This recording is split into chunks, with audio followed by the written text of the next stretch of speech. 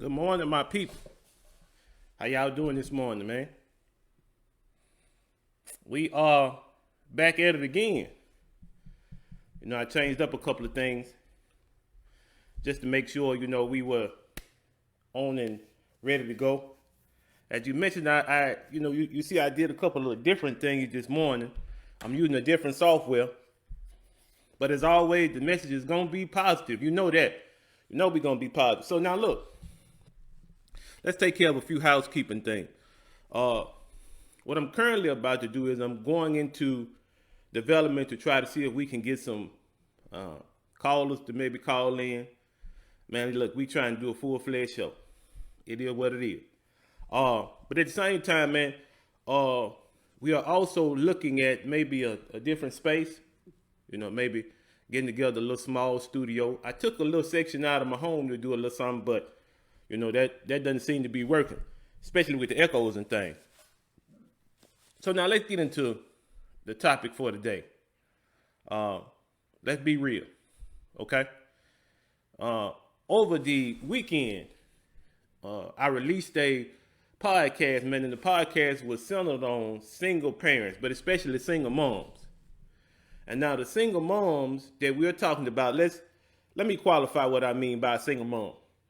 Now, what I'm speaking about is an individual who may have been married, right, and they got a divorce, or they may have been in some other circumstance that they couldn't control what happened in the relationship with the gentleman that they had a child with.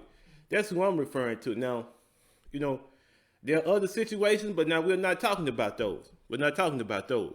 So if you're in that other category, I'm not talking about you. I'm not. But I got a little bit of backlash. I got some negativity. And I understood. I knew it was coming. Because when you touch on subjects like that, really what happens is you'll see a lot of people, they'll respond in emotion instead of just hearing out what the situation is and then just allowing it, to ruminate a little bit, and then you'll see the logic in it. We had one young lady, and I laugh at it now, but it was serious. Her reply was, well, if single mothers don't raise men, then who's going to? And I understood the premise. I did, because to be honest with you, a lot of our brothers, a lot of us, we're not taking as full a role in our children's lives as we should. And that's understandable. But now, here's the thing. Regardless of how we got here, right? There are millions of children that are growing up in the United States right now in single parent homes. And the only thing I wanted to do with the video is to highlight the fact that there are effects that happen as a result. There are some effects. We named a few of them. They're more likely to go to prison. They're less likely to finish high school. We're just highlighting the effects. Now, here's the thing.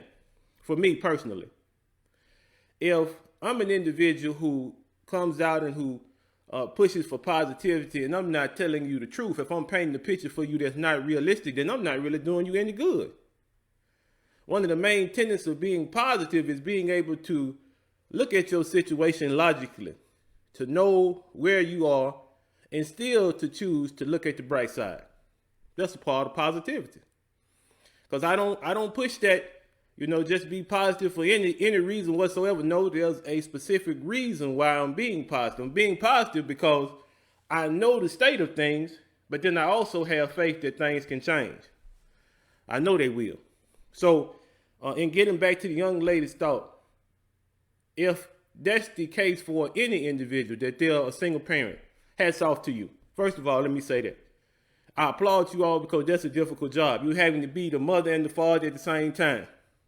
Whether that's a single parent who is a woman or a single parent who is a man, you have to do both of them.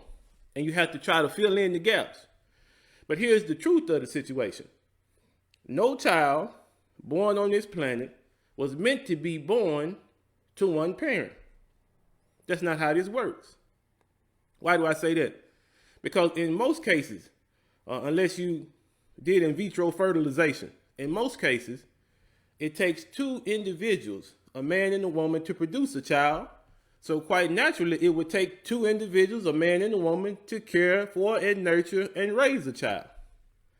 So now the conversation that we were having during the podcast was simply based on the fact that here you have a situation where a woman has two kids. She has two male sons, and those sons are having difficulty because the masculinity that's something that's expected of them, they can't fully perform.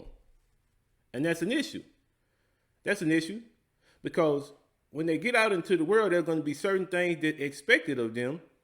And if they can't perform, then it's less likely that they'll be successful. So that's the design, y'all. That's not me. I didn't come up with this. This is the design.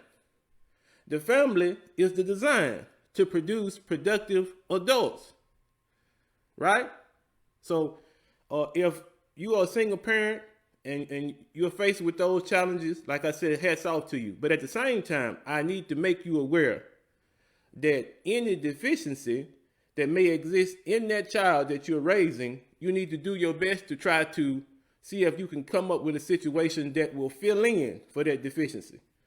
And so that's why in that particular video, you notice that the young man was saying that one of the things that he always did, he always looked up to other men of greater stature than him, his teachers, coaches, things of that sort, because he's trying to pinpoint what qualities he will need to become a man. And it's the same way with girls. If the father's not present, she's trying to pinpoint what she needs as far as womanhood is concerned. That's on both sides. So it's not that we are downing single parents. What we're saying is that you need to be aware of these things because they may present themselves in your children later on in life. So we got to be real about it. The only way things can be better, the only way we can reach a better outcome for our children is if we take on the responsibility of trying to give them something better. Okay? Two-parent household. Statistically, it can't be disproven. A two-parent household, the children fare better on every level as opposed to a one-parent household. So now, if you feel like I'm making it up, look it up. Look it up.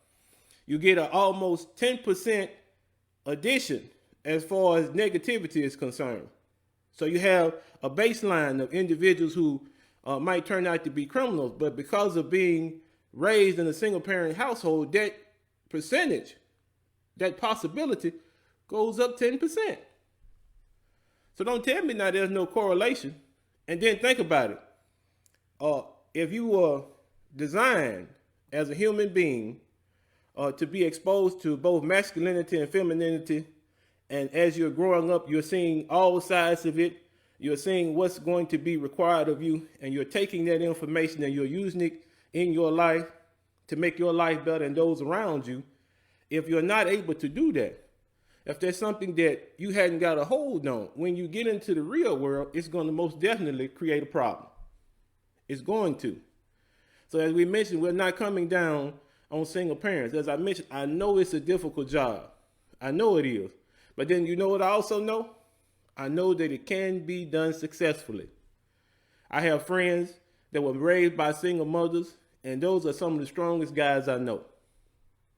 I have friends that are raised by single mothers, and those are some of the most feminine women that I know. They're some of the most nurturing and caring women that I know. So we're not saying that it can't be done, but what we're saying is we need to prepare so that we can fully equip our children. If the mother is missing, then we need to set an example in front of the child that will help them to understand what femininity is. If the father is missing, then we want to set an example in front of the child to help the child to understand what true masculinity is. Because in the world, they're going to have to recognize it. Let me give you an example. And I won't talk too much because you know how I do. But let me give you an example. All out of positivity, all out of love. But let's take this example. Let's say, for instance, a young girl grows up in the house with a single mother, right? She sees the stresses and the strains that her mother is exposed to. She sees the difficulties that are attached to providing for the family. She sees all those things in her mother, right? So she knows what it is to show strength. She knows what it is to be an individual to go out and gather resources and bring them back, right? But what is she missing? Is she missing the notion that there's a counterpart out there that's willing to love her, protect her, and provide for her?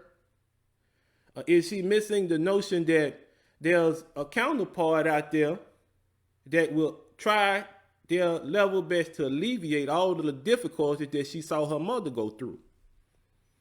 But see, now if she's never seen this counterpart, if her father has been absent, then how will she know which individual to pick? Which individual to allow into her life? Which individual to have a family and children with? Will she be able to successfully look at individuals and look at the character traits that they have and say, okay, based upon what I've seen, this is a good guy. Based upon what I've seen, this is a guy who's going to take care of his family. Based upon what I've seen, this is a guy who I should marry. In that particular instance, you can't say that for sure. You can't say that. If she hasn't been exposed to her father, or if she hadn't been exposed to some true example of masculinity, then she'll have a hard time when it comes time for her to pick to see who it is that she needs to be with. It's going to be a difficulty that she has to deal with. And so that's what we're saying. Once again, I want to make this clear. I want to make this absolutely crystal clear. We're not saying that single parents are a failure. We're not saying that single parent mothers have failed their sons. We're not saying that single parent fathers have failed their daughters. We're not saying any of that. But what we are saying is that there's a direct correlation between single parent families and clear disadvantages for the children that come from those single parent families. So since we have the data, since we know what things are a hot spot for our children, especially if we're a single parent, then let's address those things. Let's get out in front of it and let's do what we possibly can do. And I know what you're saying. You're saying, Marcus, look, I'm working a 40-hour job. I'm having to do the role of two parents. And I'm having to fight every day to make sure that my household doesn't go under. And I can honestly tell you that I know where you're coming from. I know. Because it's hard for everybody. Everyone who's a parent is difficult. This life that we've chosen, raising children, caring for a household, it's a difficult one. But I guarantee you that based upon the effort that you put forth, it'll be a wonderful thing that you can look back and the difficulties that other children from single parents are having to go through. You see that your child has walked right through them and they haven't affected him in the least bit. So that's what we're trying to get at. There are going to be problems, there are going to be difficulties, but the positivity in you should propel you to put the best foot forward. And in this particular situation, the best foot forward would be to prepare that child, to put positive examples in front of that child, to make sure that the things that are lacking in this child's life, you do your best to accommodate and fill in. That's the point of what I'm saying. Every parent is valuable. Everyone. Whether you're in a two-parent household with your wife or your husband, or whether it's just one parent. Whoever takes on the responsibility of raising a child that has come into this world is admirable. As I mentioned, I take my hats off to you all because I know it's not an easy job, but we can't allow what's being said, what's being promoted, what we see around us to define what we choose to do. Because a lot of times people see things around them in the atmosphere and they say, okay, well, this must be common. This must be acceptable. But in order for your child, especially if you're a single parent, in order for your child to be successful, you can't be ordinary. I'm sorry. It's just not possible. You have to be extraordinary. Because as we mentioned now, you're having to take on the role of both parents. So what I would suggest is that you lean on your older brothers. Lean on your father. Lean on your uncle. Lean on your grandfather. Lean on individuals that you know will set a good example. both in masculinity and femininity. Because at the end of the day, in order to produce a productive, competent adult, we have to expose them to both.